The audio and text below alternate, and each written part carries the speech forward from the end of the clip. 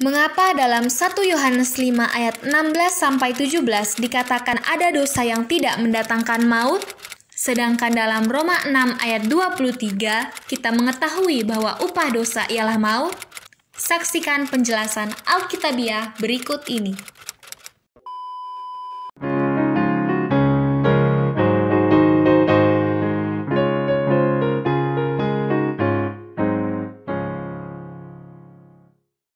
Ya, selamat pagi. Ini kebetulan pagi pada saat ini. Saya Gembala Are, dan saat ini saya ingin membagikan kepada Bapak Ibu perihal mengenai dosa mendatangkan maut. Ada begitu banyak orang mengambil kesimpulan yang salah atau tidak tepat mengenai dosa yang mendatangkan maut yang tertulis dalam 1 Yohanes pasal 5 ayat 16 dan 17. Saya akan bacakan kepada kita semua ya. 1 Yohanes 5 ayat yang ke-16 hingga 17 demikian. Kalau ada seorang melihat saudaranya berbuat dosa, yaitu dosa yang tidak mendatangkan maut, hendaklah ia berdoa kepada Allah dan Dia akan memberikan hidup kepadanya, yaitu mereka yang berbuat dosa yang tidak mendatangkan maut. Ada dosa yang mendatangkan maut, tentang itu tidak kukatakan bahwa ia harus berdoa. Semua kejahatan adalah dosa, tetapi ada dosa yang tidak mendatangkan maut. Nah, di sini dikatakan bahwa ada dosa yang tidak mendatangkan maut atau tidak mendatangkan kebinasaan. Lalu bagaimana dengan Roma pasal yang ke-6 ayat yang ke-23? Di sana jelas dikatakan sebab upah dosa ialah maut. Ya. Sebab upah dosa ialah maut. Kalau kita baca dalam bahasa aslinya, sebenarnya dia lebih tepat mengatakan sebab upah sebuah dosa ialah maut. Kalau mundur kita sedikit kepada sejarah, yakni sejarah di mana ketika Adam jatuh dalam dosa, mereka hanya melakukan sebuah pelanggaran dan akibatnya sangat fatal bagi alam semesta. Jadi sekali lagi, ayat ini seolah-olah bertentangan. Tetapi apakah bertentangan? Sebenarnya tidak.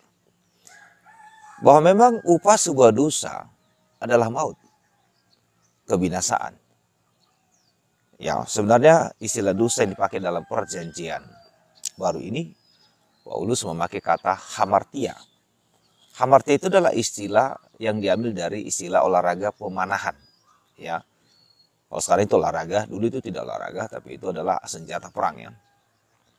Hamartia atau artinya itu adalah, harafiahnya itu adalah meleset. Jadi dosa itu adalah sesuatu hal yang meleset atau menyimpang dari apa yang Tuhan kehendaki. Ya, jadi kalau orang melakukan satu pekerjaan itu tidak sesuai dengan yang Tuhan kehendaki, itu dosa, menyimpang ataupun meleset. Ya. Lalu bagaimana kita bisa mengkorelasikan atau menghubungkan atau membuat ini tidak bertentangan sebetulnya? Dan memang pada dasarnya ini tidak bertentangan ya. Memang upah sebuah dosa ialah maut. Itu yang kita dapatkan. Lalu bagaimana dengan 1 Yohanes 5 ayat 16-17, di mana Rasul Yohanes mengatakan bahwa upah ada dosa yang tidak mendatangkan maut, sementara dalam ilham Tuhan kepada yang namanya Paulus itu sebab upah sebuah dosa ialah maut. Yohanes berkata ada dosa tidak mendatangkan maut, berarti ada dosa yang mendatangkan maut. Nah, yang pertama Bapak Ibu, untuk kita mendapatkan jawaban ini, surat Yohanes ini ya adalah surat kepada orang percaya, orang yang sudah ditebus. Artinya orang sudah memiliki kepastian masuk surga, bukan orang yang belum dilahirkan kembali. Sementara pernyataan Paulus dalam Roma pasal yang ke-6 ayat 23 itu berlaku kepada seluruh umat manusia, dan upah sebuah dosa itu adalah maut. Ya, sekalipun satu dosa yang ia lakukan, dia tetaplah adalah orang berdosa. Jadi seseorang dikatakan berdosa bukan karena dosanya banyak, tetapi karena ia pernah melakukan dosa. Begitu ya. Namun ketika seorang itu dilahirkan kembali, ketika dia bertobat dan percaya kepada Yesus sebagai Tuhan dan Juru Selamatnya, maka seluruh dosanya itu diampuni. Ya, seluruh dosanya diampuni. Kalau kita baca di dalam 1 Petrus pasal 3 ayat 18, itu adalah pernyataan daripada ilham Tuhan bahwa semua dosa kita telah ditanggung. Coba kita baca saudara di dalam 1 Petrus pasal 3 ayat 18. Dikatakan begini, sebab juga Kristus telah mati sekali untuk segala dosa kita. Ya. Ia yang benar untuk orang-orang yang tidak benar, supaya ia membawa kita kepada Allah. Ia yang telah dibunuh dalam keadaannya sebagai manusia, tetapi yang telah dibangkitkan menurut roh. Ya, ia menanggung semua dosa kita. Kita lihat lagi di dalam 1 Yohanes 2 ayat yang kedua. Dan ia adalah pendamaian untuk segala dosa kita. Dan bukan untuk dosa kita saja, tetapi juga untuk dosa seluruh dunia. Jadi ayat ini dengan jelas mengatakan bahwa ketika seseorang itu dilahirkan kembali atau ketika seseorang itu menjadi percaya kepada Tuhan dengan segenap hatinya, maka seluruh dosanya itu diampuni. Seluruh dosa dalam arti di sini adalah mulai dari dia lahir sampai dia mati telah ditanggung oleh Sang Juru Selamat. Enak? Oh tentu enak saudara. Itulah anugerah Tuhan, kasih karunia Tuhan kepada orang yang mau menerima berkat itu, yang mau menerima keselamatan itu, yang mau mengaku diri orang berdosa, menyesalinya, dan memohon pengampunan pada Tuhan, dan beriman kepada Yesus Kristus sebagai Tuhan dan Juru Selamatnya, maka semua dosanya diampuni. Nah, surat Yohanes ini, dalam 1 Yohanes 5 ayat yang ke-17, ini surat kepada orang yang sudah dilahirkan kembali. Bahwa orang yang sudah dilahirkan kembali masih bisa jatuh dalam dosa, masih saudara. Ya, masih bisa jatuh dalam dosa, sekali lagi masih bisa jatuh dalam dosa. Nah, jadi dosa yang ia lakukan ada dua kategori. Mendatangkan maut atau tidak mendatangkan maut. Jadi dosa yang mendatangkan maut itu adalah dosa murtad, saudara. Dosa mendatangkan maut bagi orang percaya adalah murtad. Itulah sebabnya Tuhan berkata, barang siapa berpaling dari imannya, maka Tuhan tidak berkenan lagi kepadanya. Kalau kita lihat di dalam, misalnya di dalam Ibrani, ya. Ibrani pasal ke-6 ayat 4 sampai 6 dikatakan begini. Sebab mereka yang pernah diterangi hatinya, yang pernah mengecap karunia surgawi, dan yang pernah mendapat bagian dalam Roh Kudus, dan yang mengecap firman yang baik dari Allah dan karunia-karunia dunia yang akan datang. Namun yang murtad lagi, tidak mungkin dibarui sekali lagi sedemikian hingga mereka bertobat. Sebab mereka menyelipkan lagi anak Allah bagi diri mereka dan menghinanya di muka umum. Jadi dosa yang bisa dilakukan oleh orang percaya. Mengapa? Karena dia sudah diterangi oleh Roh Kudus, sudah menerima atau mengecap karunia surgawi. Mereka sudah tertulis namanya di sorga. Mereka sudah mendapatkan karunia keselamatan, namun mereka murtad, tidak mungkin dibarui lagi. Jadi dosa yang dilakukan oleh orang percaya. Ya, kalau kita lihat lagi di dalam Ibrani 10 ayat yang ke-26, dikatakan begini Bapak Ibu. Sebab jika kita sengaja berbuat dosa sesudah memperoleh pengetahuan tentang kebenaran, maka tidak ada lagi korban untuk menghapus dosa itu. Dosa apa? Dosa murtad. Sudah mengetahui bahwa satu-satunya jalan menuju surga hanya Yesus Kristus, namun dia murtad. Tentu murtad itu tidak bisa serta-merta dalam sekejap, tidak. Itu membutuhkan sebuah proses. Prosesnya bagaimana? Mungkin dia pertama kecewa dengan pendeta, kecewa dengan gereja, mulai malas ke gereja, lalu bergaul dengan orang-orang yang tidak percaya dengan Tuhan. Ya, dia mulai membenci pendeta, mulai benci gereja, ya, mulai benci hal rohani. Lama-lama dia tidak percaya kepada Tuhan dan dia berbalik, dan itu tidak tertolong. Alkitab berkata, ya tidak bisa diampuni lagi. Tidak bisa diampuni. Dosa murtad adalah dosa yang mendatangkan maut dan dosa yang tidak bisa diampuni. Salah satu dosa yang tidak bisa diampuni adalah dosa murtad. Nah, itu sangat berbahaya. Oh ya, amat sangat berbahaya.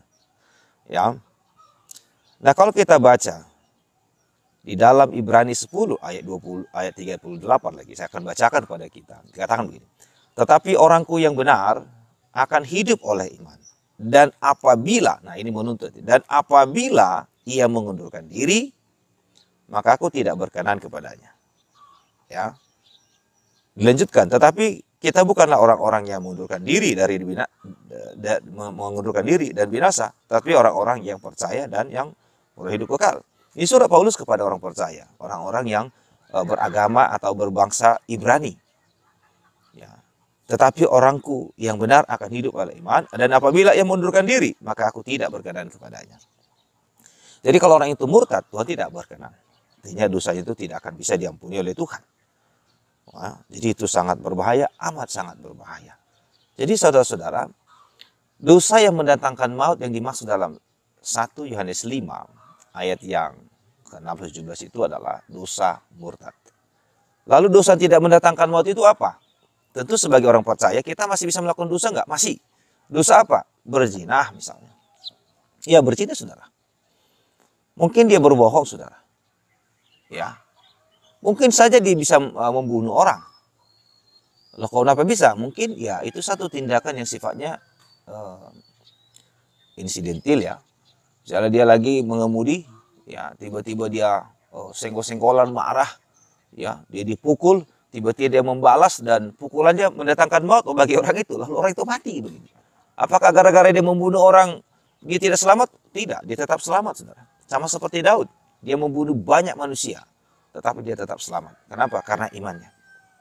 Seseorang diselamatkan bukan karena perbuatannya, tapi karena imannya. Jadi kalau ada orang percaya, ya ada orang percaya, biasanya melakukan dosa itu adalah karena terpaksa. Ya, karena terpaksa dia bohong, saudara. Ya, terpaksa dia bohong. Dan kalau berzina itu karena keinginan dagingnya. Jadi apakah itu mendatangkan maut? Tidak sama sekali. Tapi itu mengurangi upahnya. Ya, mengurangi upahnya. Itu yang tertulis di dalam 1 Korintus pasal yang ketiga, ayat yang ke-15 misalnya. Katakan jika pekerjaannya terbakar, ia akan menderita kerugian. Tetapi ia sendiri akan diselamatkan. Tetapi seperti dari dalam api. Ya, jadi orang percaya kalau dia berbuat dosa itu akan mengurangi upahnya. Pekerjaan terbakar. Tetapi kalau ia berdosa, yaitu murtad, maka dia tidak akan diampuni. Ya, jadi saudara-saudara tetaplah berdiri teguh dalam kebenaran. Sebab jika engkau berbalik dari iman, maka engkau akan binasa dan tidak bisa ditolong. Alkitab berkata tidak ada lagi korban untuk menghapus dosa murtad. Tidak ada korban untuk menghapus dosa murtad. Tidak ada saudara. Oleh karena itu, kita harus mengerti arti murtad dengan baik. Murtad itu adalah berbalik dari iman. Orang lahir baru bisa murtad? Bisa. Karena dia punya potensi. Jika ia berbalik, berarti itu menunjukkan kata potensi. Ya. Oleh karena itu, tetaplah dalam iman yang benar. Supaya Anda tidak binasa. Murtad berbalik dari iman yang benar kepada iman yang salah. Jadi orang-orang yang tidak lahir baru lalu pindah agama tidak bisa dikatakan dia murtad. Ya, orang yang tidak lahir baru pindah agama tidak bisa dikatakan dia murtad karena dia belum pernah dilahirkan kembali. Sekali lagi, dosa mendatangkan maut adalah dosa murtad. Tuhan Yesus memberkati. Amin. Jika saudara-saudara merasa terberkati dengan video ini, silakan like, subscribe, dan share supaya semakin banyak yang mendapat berkat rohani dari video ini. Tuhan memberkati dan Maranatha.